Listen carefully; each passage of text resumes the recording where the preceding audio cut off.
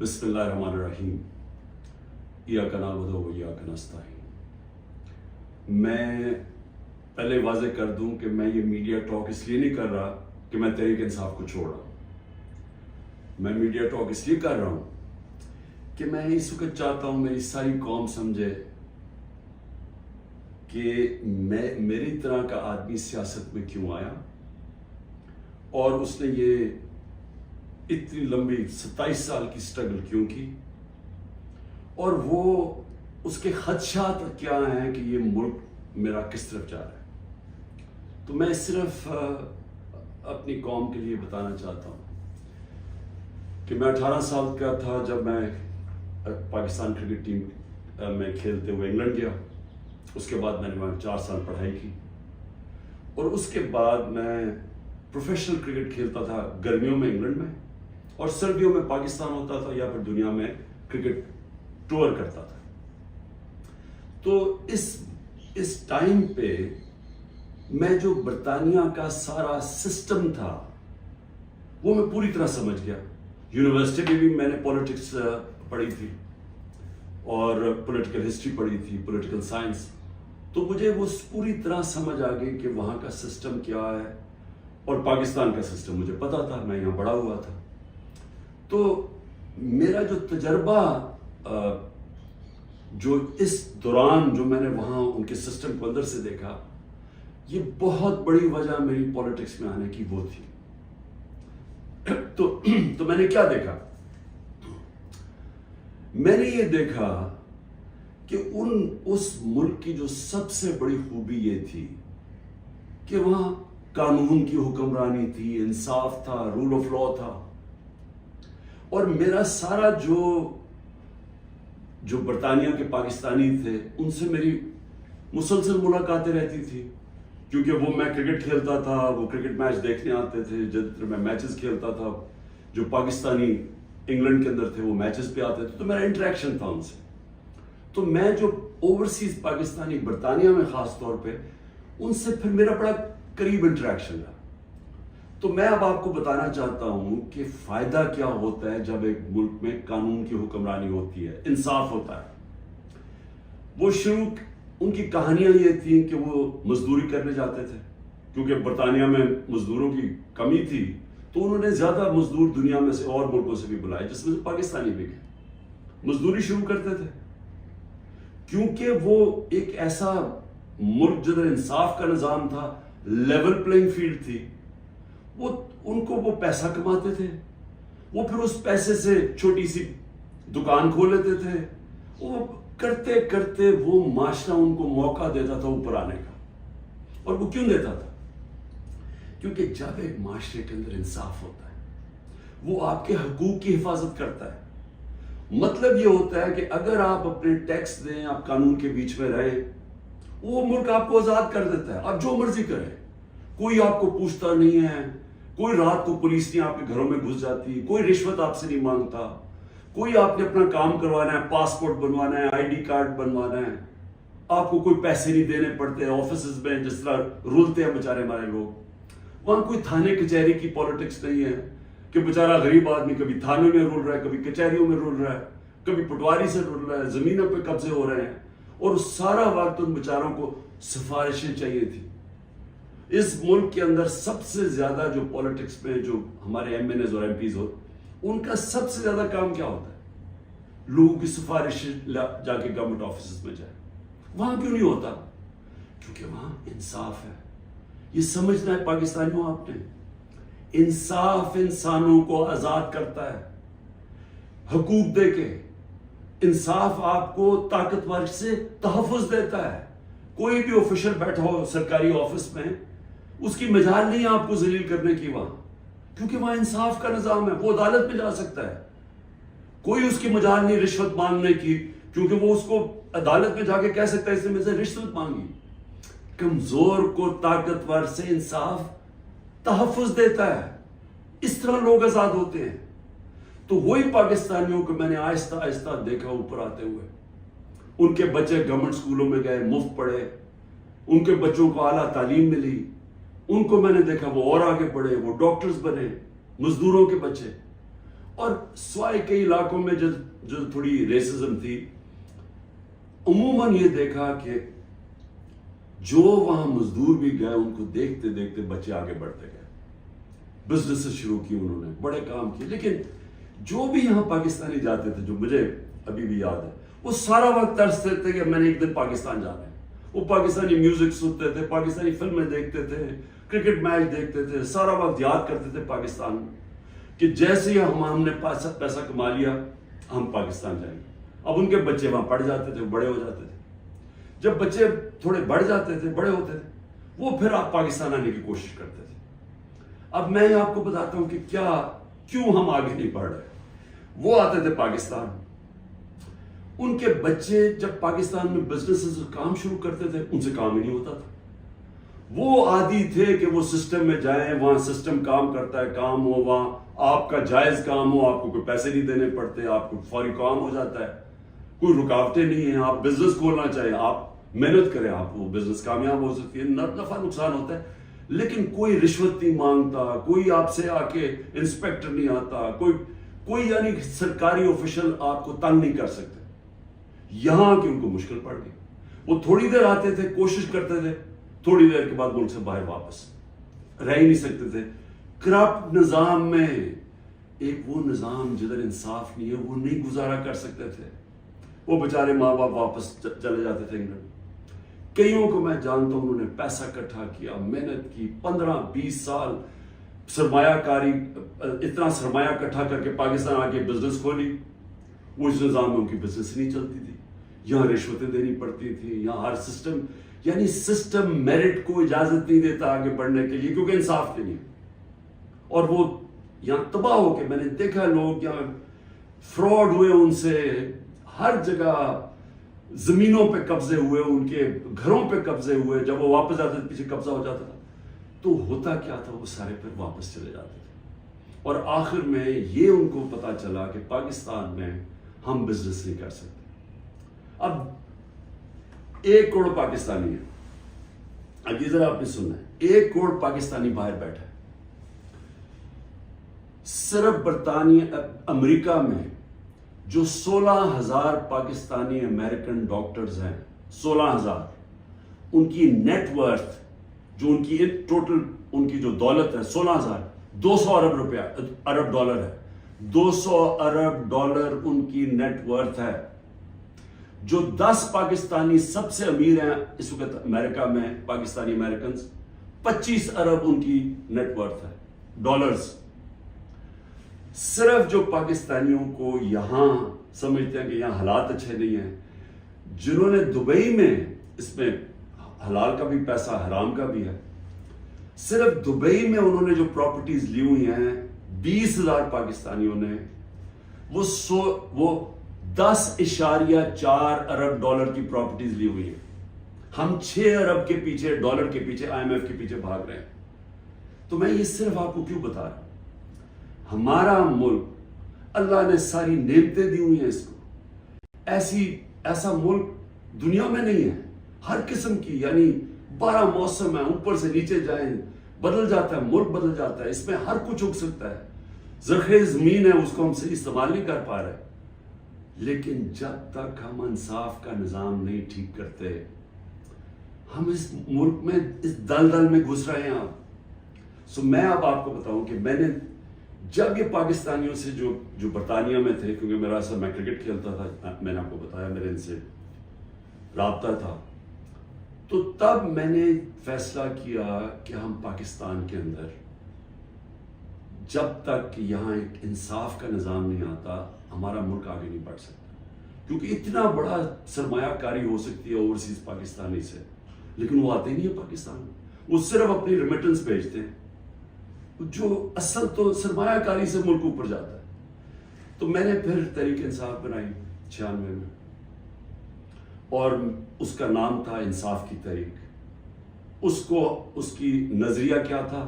اسلامی فلاحی ریاست. وہ نظریہ کدھر سے لیا؟ جو قرارداد پاکستان ہے، آبجیکٹو ریزولوشن ہے، جس میں مدینہ کے ریاست، اس کے اوپر طرز کے اوپر انہوں نے اسلامی فلاحی ریاست لکھی. کیونکہ اسلامی فلاحی ریاست ہمیشہ مسلمان مدینہ کی ریاست کی طرف سوچتا ہے، وہ دنیا کی تاریخ کی پہلی فلاحی ریاست تھی۔ ہم نے اس کا وہ آبجیکٹو رکھا کہ یہ ہمارا گول ہے، اور میں نے اپنی پارٹی لانچ کر دی۔ اب میں یہ اس لیے آپ کو بتایا کہ ہمارا جب تک ملک اس چیز کو سمجھتا نہیں ہے کہ ہم نے اس ملک میں قانون کی حکمرانی قائم کرنی ہے، اس کے بغیر پاکستان کا کوئی فیوچر نہیں ہے۔ اگر ہم یہ نہیں سمجھتے تو ہم یہ جو تباہی کی طرف تیزی سے ہمارا ملک جا رہا ہے، ہم نہیں اس کو روک سکتے۔ میرے پاس ابھی اعداد و شمار ہیں جو اس موجودہ حکومت نے پرنٹ کیے ہیں، میں ابھی آپ کو وہ بتاؤں گا کہ ایک سال میں ہوا کیا ملک میں۔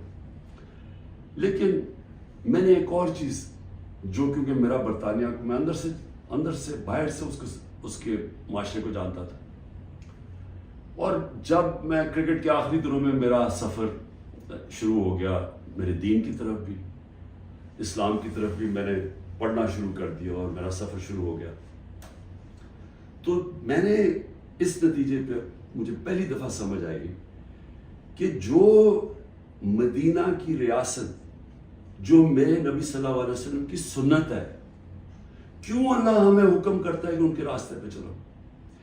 کیونکہ اللہ نے نبی صلی اللہ علیہ وسلم کو رحمت للعالمین کا خطاب دیا ہوا ہے، سب انسانوں کے لیے رحمت بن کے آئے تھے۔ اس کا مطلب کوئی بھی انسانی معاشرہ اس مدینہ کے ریاست کے اصولوں پہ چلے گا، وہ اوپر آ جائے گا، ادھر خوشحال ہو، اللہ کی برکت آ جائے گی۔ آج آپ صرف یہ دیکھ لیں کہ مدینہ کی ریاست کن اصولوں پہ کھڑی ہوئی تھی؟ سب سے پہلے عدل اور انصاف۔ عدل اور انصاف کا مطلب یہ حقوق، انسانی حقوق، ہر انسان کے جب اس کو حقوق ملتے ہیں وہ آزاد ہو جاتا ہے، اس کو طاقتور سے تحفظ مل جاتا ہے، اور انسانوں کو حقوق دے کے پھر فلاحی ریاست بنائی کہ ایک ریاست میں انسانیت کا نظام، کہ ایک ریاست کمزور کا ذمہ داری لے اپنے کمزور طبقے کی، غریب کی، بیواؤں کی، معذوروں کی، یتیموں کی، بوڑھوں کی پینشنز نکلی مدینہ کی ریاست میں، یہ پہلی دفعہ ہوا تھا۔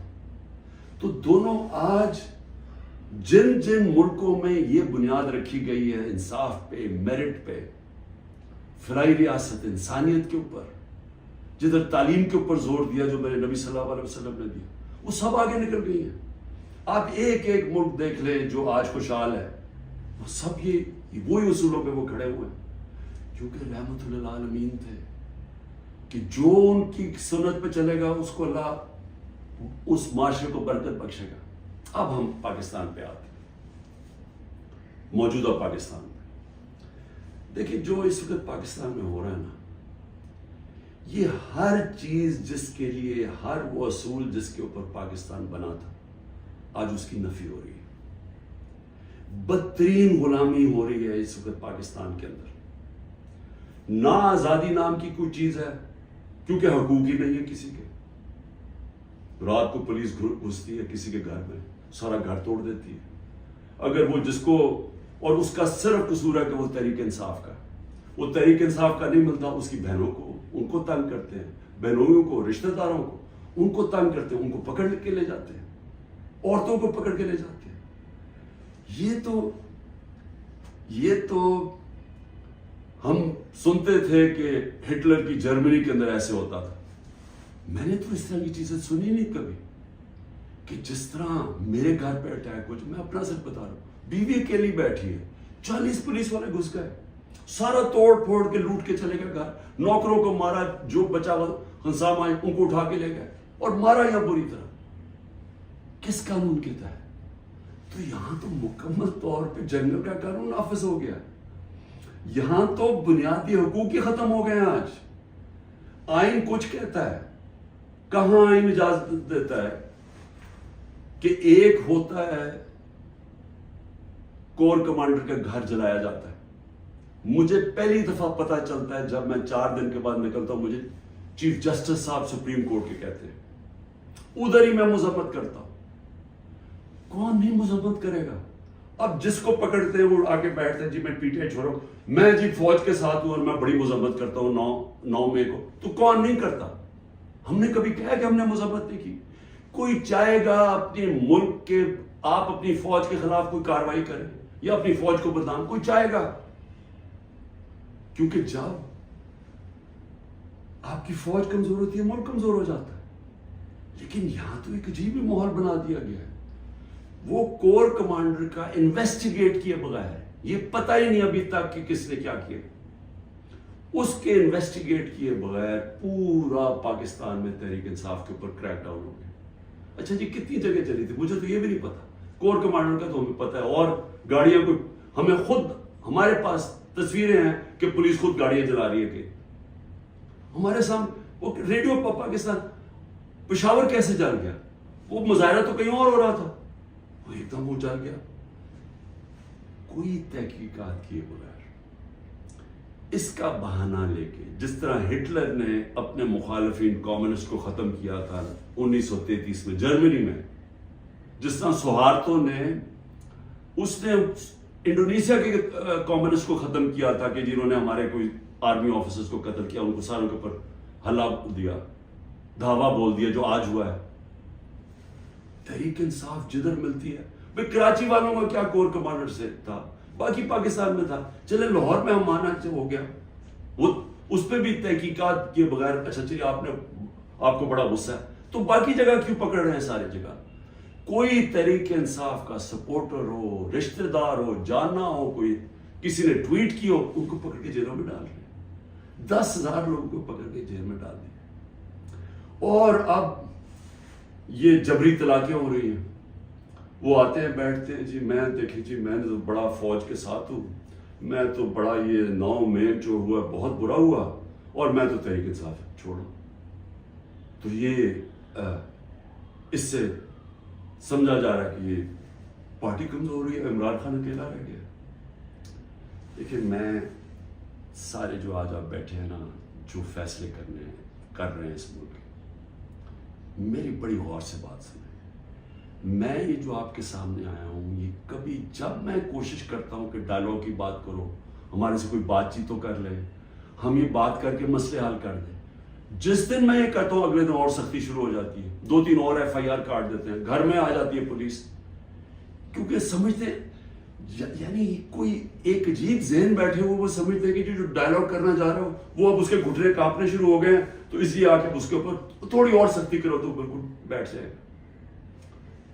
دیکھیے یہ تو ہونے نہیں لگا. میں پھر سے آپ کو کہہ دوں کہ جب تک میرے میں سانس ہے، میں اس ملک کی حقیقی آزادی کے لیے تب تک پوری جدوجہد کرتا رہوں گا جب تک میں زندہ ہوں. لیکن مجھے اس وقت پاکستان کا خطرہ ہے، مجھے اپنی ملک کی فکر پڑ گئی ہے. اور جو لوگ مل کے یہ سب کچھ کر رہے ہیں، ان کو ملک کی فکر کیوں نہیں ہے؟ کیوں آج ہم مجھے یا نہیں؟ 308 روپے کا ہو گیا ڈالر اوپن مارکیٹ میں. جب ڈالر 308 روپے کا اوپن مارکیٹ میں ہو جائے تو خطرے کی گھنٹیاں بج جانی چاہیے کہ اب جا رہا ہے پاکستان اس جس کو ہائپر انفلیشن کہتے ہیں، یہ اس مہنگائی کی طرف جا رہا ہے. سارا بزنس ٹھپ، انڈسٹری ٹھپ. ابھی میں آپ کو اس حکومت کے اعداد و شمار بتاؤں گا. تو ان کو کیوں نہیں فکر، یہ PDM والوں کو؟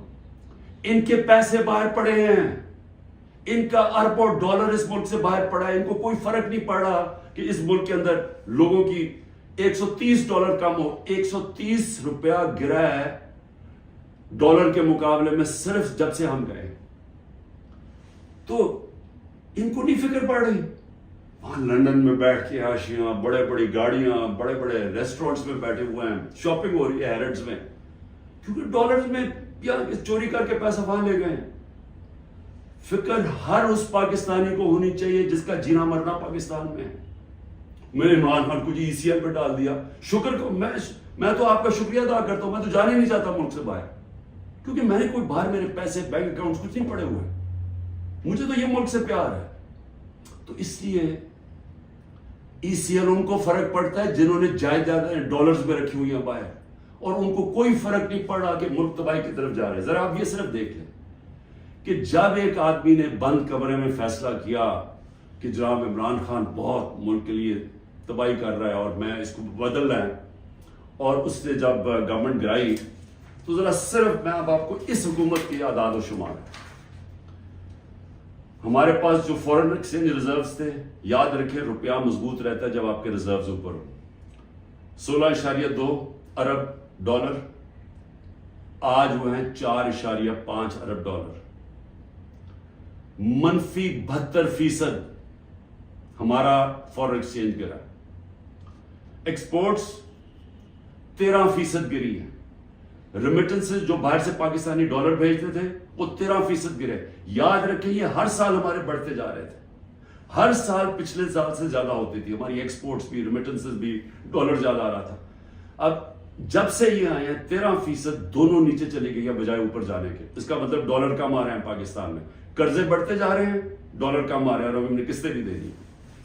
ٹیکسٹائل ایکسپورٹس جو ہماری سب سے بڑی ایکسپورٹ ہے، منفی 14% گر چکی ہے۔ انٹرسٹ ریٹ، اب بزنس کام کون کرے گا؟ ہم جب تھے 9.8 تھا، آج 21% ہے ہمارا سود۔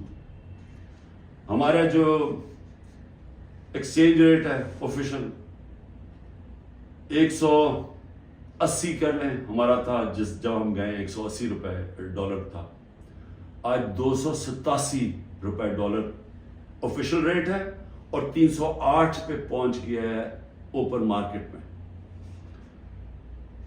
مہنگائی کے اوپر بڑا شور مچا تھا، 12.7% تھی ہماری کنزیومر پرائس انڈیکس۔ مہنگائی کی دو ہوتی ہیں قسمیں، ایک جس کو کہتے ہیں کنزیومر پرائس انڈیکس جو سی پی آئی ہوتی ہے، وہ 12.7 تھی، آج 36.4% ہے، پاکستان کی تاریخ کی سب سے بڑی مہنگائی۔ لیکن اس سے زیادہ خطرناک جو سینسٹیو پرائس انڈیکس ہے وہ 14.2 ہمارے دور میں تھی، آج وہ پاکستان میں 42.1% ہے۔ پٹرول، یاد رکھیں ہمارے دور میں پٹرول 110 سے 115 لیٹر 110 سے 115 ڈالر پہ بیرل گئی تھی، آج وہ 70-80 کے بیچ میں ہے، یعنی ادھر سے آ کے۔ ہمارے دور میں 150 روپے لیٹر پیٹرول تھا، 145 روپے لیٹر ڈیزل تھا، آج ڈیزل پہنچ گیا 260 روپے اور پیٹرول پہنچ گیا 270 روپے۔ جب پیٹرول مارکیٹ میں نیچے، انٹرنیشنل تیل نیچے چلا گیا تو یہ آپ ذرا دیکھیں تقریباً 100 روپے اوپر گیا۔ آٹا جو ہر آدمی کو افیکٹ کرتا ہے، ہمارے دور میں 55 روپے تھا کے جی، آج وہ پہنچ گیا 136 روپے کے جی، 130% کا اضافہ ہوا اس میں، اور یہ عام آدمی کو سب سے زیادہ تکلیف دے رہی ہے۔ چاول 103 روپے کے جی تھا، آج 202 روپے کے جی ہے، 95% ہمارا چاول کی قیمت بڑھی ہے، یہ بھی عام آدمی کا۔ گھی، انٹرنیشنل مارکیٹ میں جو پام آئل ہم امپورٹ کرتے ہیں وہ آدھا ہو گیا ہے، آج ہمارے دور میں 468 روپے کے جی تھا، آج 603 روپے کے جی ہے، جبکہ آدھا ہو گیا انٹرنیشنل مارکیٹ میں۔ اور دودھ 170 روپے لیٹر تھا، آج 170 روپے لیٹر۔ میں اور بھی آپ کو بتا دوں کہ جس سے آپ کی دولت میں اضافہ ہوتا ہے، ہماری جو گروتھ ریٹ تھی، یعنی جس ریٹ پہ ہماری دولت میں اضافہ ہو رہا تھا، جس کو جی ڈی پی کہتے ہیں، جی ڈی پی میں اضافہ، وہ 6.1% تھی، آج وہ چلی گئی ہے منفی 0.2%، 0.2% پہ چلی گئی ہے۔ انڈسٹریز، ہماری اوور آل انڈسٹری 6.8% پہ بڑھ رہی تھی، آج وہ -2.9% پہ چلی گئی۔ یعنی جس سے آپ کے ملک میں دولت بنتی ہے، جس سے آپ ٹیکسز بڑھتے ہیں، جس سے آپ روزگار دیتے ہیں، وہ انڈسٹری جو زیادہ تر انڈسٹریز وہ -2.9 پہ پہنچ گئی ہیں، اور جو لارج اسکیل مینوفیکچرنگ ہے جس سے سب سے زیادہ دولت میں اضافہ ہوتا ہے، وہ ہمارے دور میں 11.9% پہ بڑھ رہی تھی، وہ آج -7.9% پہ چلی گئی، تقریباً 8% منفی پہ چلی گئی۔ جو کنسٹرکشن ہے جس سے سب سے زیادہ نوکریاں ملتی ہیں، وہ 1.9% پہ بڑھ رہا تھے ہمارے دور پہ، آج وہ -5.5% پہ چلی گئی۔ اور پھر کاٹن، کیونکہ ہمارا سب سے زیادہ جو کپڑا بناتے ہیں ہم، اس سے ہمارا اضافہ بھی ہوتا ہے، نوکریاں بھی ملتی ہیں، ایکسپورٹس بھی بڑھتی ہیں، وہ 9.2% پہ بڑھ رہی تھی، آج وہ -23% پہ پہنچ گئی ہے، یعنی کہ بند ہو رہی ہے انڈسٹری. میں یہ آپ کو یہ صرف فگر اس لیے دے رہا ہوں، اور جو بھی ہمارے اس ملک میں فیصلے کر رہے ہیں میں اس لیے آپ کو کہہ رہا ہوں کہ یہ ملک تباہی کی طرف جا رہا ہے. ان کے پاس کوئی روڈ میپ نہیں ہے. جتنا ٹائم دے رہے ہیں یہ ملک نیچے جاتا جا رہا ہے. جن لوگوں کے پاس ڈالرز میں باہر پیسے نہیں رکھے ہوئے ان سب کے لیے تباہی آئی ہوئی ہے. سارا تنخواہ دار طبقہ آج تکلیف میں ہے. جس کے پاس سیلریز ہیں ان کا اگر 100 روپیہ سال پہلے اگر 100 روپیہ چیزیں خریدا تھا وہ 50 روپے رہ گئے. تو یہ تو ایک عذاب آنے والا ہے. اور ابھی یہ جو روپیہ گر رہا ہے کیونکہ ان کے پاس جب آپ کیسے آپ نے قرضے دینے آپ اگلے مہینے قرضوں کی قسطیں دینی ہے. جب آپ کی دولت میں اضافہ نہیں ہو رہا، جب ڈالرز ہی نہیں بڑھ رہا ہے، جب آپ کی انڈسٹری بند ہو رہی ہے، جب آج کسانوں کے پاس وہ پیسہ ہی نہیں رہا کیونکہ وہ اتنی مہنگائی ہو گئی ہے کہ اس کے پاس پیسہ نہیں بچتا اپنی زمین پہ لگانے کے لیے، تو وہ اس کی ظاہر ہے اس کی پیداوار گرنی شروع ہو جائے گی. تو ہم نے کدھر سے قرضے واپس کرنے؟ ہم آج پاکستان میں ہمیں یہ سمجھنا چاہیے کہ ہم اگر اس وقت اس کو ہم ٹھیک نہیں کرتے یہ سب کے ہاتھ سے نکلنے والی ہے. دیکھیں معاشرہ کنٹرول سے باہر بھی نکل جاتا ہے. سری لنکا میں اس سے کم حالات تھے جبکہ لوگ سڑکوں کے اوپر آ گئے. ابھی تک لوگ سڑکوں پہ کیوں نہیں آ رہے؟ کیونکہ انہوں نے الیکشن پہ کی امید لگائی ہوئی ہے کہ ہم جو ہمارے سے ہوا ہے وہ اندر گھروں میں بیٹھ کے تپے ہوئے ہیں کہ جب الیکشن آئے گا تو ہم ان کو سبق سکھائیں گے. تو یہاں تو الیکشن کروانے کا کوئی پلان ہی نہیں ہے. یہاں تو الیکشن کا تب پلان ہے جب عمران خان کو کرش کیا جائے گا، اور وہ کرش کیا جا رہا ہے.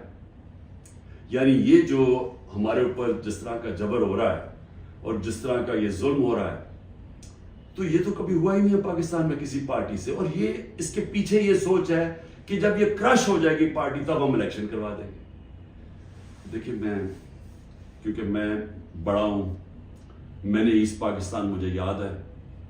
میں بار بار لوگوں کو بتاتا ہوں کہ آخری فلائٹ میری آئی تھی ڈھاکہ سے، میں انڈر 19 کا میچ کھیلنے گیا تھا. اس کے بعد آپریشن شروع ہو گیا تھا اپریل 71 میں. دیکھیں ہوا کیا تھا اس پاکستان میں، اس پھر سے یاد رکھیں، تاریخ سے سیکھنا چاہیے. ذوالفقار علی بھٹو نے 81 سیٹیں جیتی پاکستان میں 138 میں سے، اور کہا تھا ذوالفقار علی بھٹو کا انقلاب آ گیا تھا، اور واقعی انقلاب تھا، روٹی کپڑا مکان کا انقلاب آیا تھا. لیکن 138 میں سے ذوالفقار علی بھٹو نے 81 سیٹیں جیتی. اور اس نے جو نعرہ تھا کہ میں پہلی دفعہ عوام کا نام لیا. پہلے تو عوام کا نام ہمیں پتہ نہیں عوام کیا ہوتی ہے کیونکہ پہلے تو اور قسم کی سیاست تھی. تو اس نے ایک ذہنوں میں انقلاب لے کے پہلی دفعہ عوام کی بات کی. لیکن مجیب الرحمان 162 سیٹیں تھی ایسٹ پاکستان میں، اس نے 160 جیتی، صرف 2 سیٹیں ہاری اس نے. تو وہ کیا کہہ رہا تھا؟ وہ انصاف کہہ رہا تھا کہ ہمارے سے انصاف نہیں ہو رہا، ہمارے حقوق نہیں مل رہے، ایسٹ پاکستان کو کالونی کی طرح رکھا جا رہا ہے، ہمیں سیکنڈ کلاس شہریوں کی طرح رکھا جا رہا ہے. اور وہ انصاف مانگ رہا تھا، حقوق مانگ رہا تھا، وہ آزادی نہیں مانگ رہا تھا. جب ہم نے آپریشن شروع کیا تو وہ پھر حقوق سے آزادی کی طرف چلا گیا. وہ بات کرنے کے لیے بھی تیار تھا. اور مجھے ابھی بھی یاد ہے جب ہمارا ملک ٹوٹا تھا، میں انگلینڈ میں تھا، پڑھ رہا تھا، تو جو دھچکا ہم سب کو لگا تھا، یعنی ہم ہل کے رہ گئے تھے.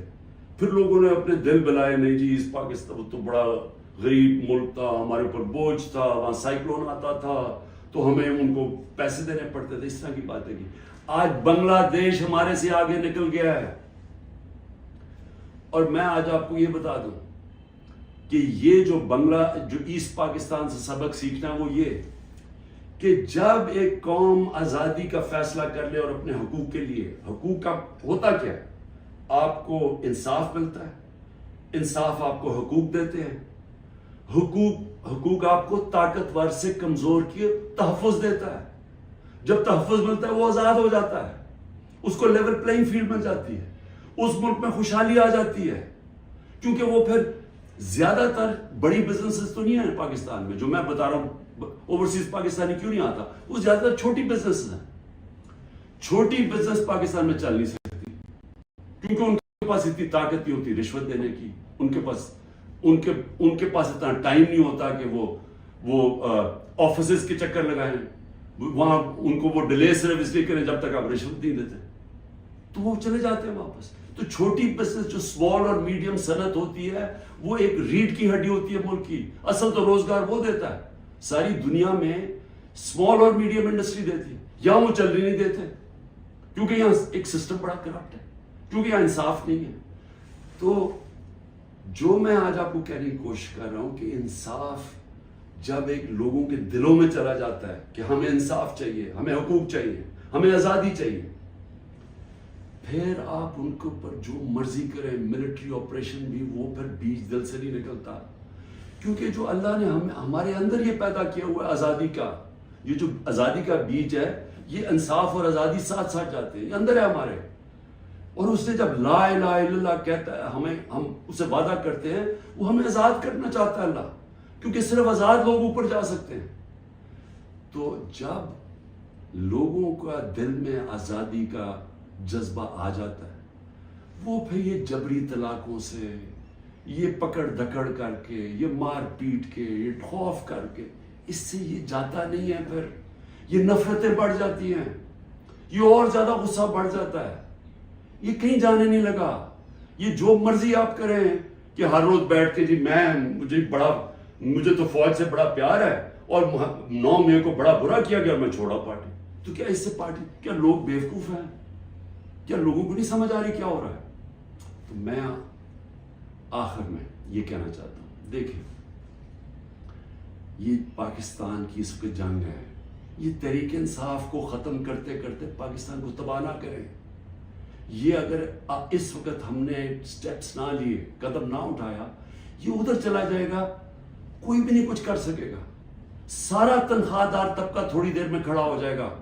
جب ان کے گھر میں چولہے نہیں ڈلیں گے, جب ان کی دیکھتے جائیں گے کہ ان کے پیسے کو خریدار کم ہوتی جا رہی ہے, جب وہاں عورتیں ہیں, ان کو پتا ہے کہ جو کچن چلاتی ہیں کہ کیا ہو رہا ہے آج ان کے ساتھ. وہ میں نے آپ کو بتایا سینسٹیو پرائس انڈیکس جو کہ کھانے پینے کی چیزوں کا ہے, وہ 42% پہ ہے.